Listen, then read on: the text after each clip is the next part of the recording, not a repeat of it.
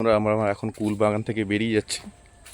অনেকটাই টাইম এখানে কাটালাম।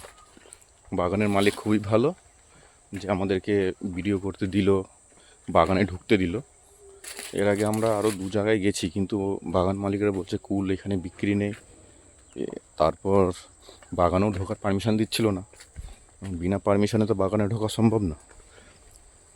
তা আমরা একটু আগিয়ে এসেছি, আরও 2-4 জায়গায় জিজ্ঞেস করেছি। জিজ্ঞেস করার পরে আমরা এখানে এসে এই যে বাগানের যে দাদাটা, তাকে দেখা হলো এবং তার কাছ থেকে আমরা পারমিশন নিয়ে বাগানে ঢুকলাম।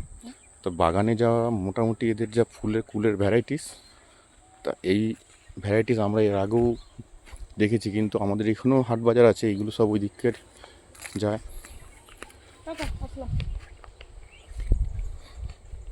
তো দেখো তোমরা আরেকবার তোমাদেরকে দেখাই।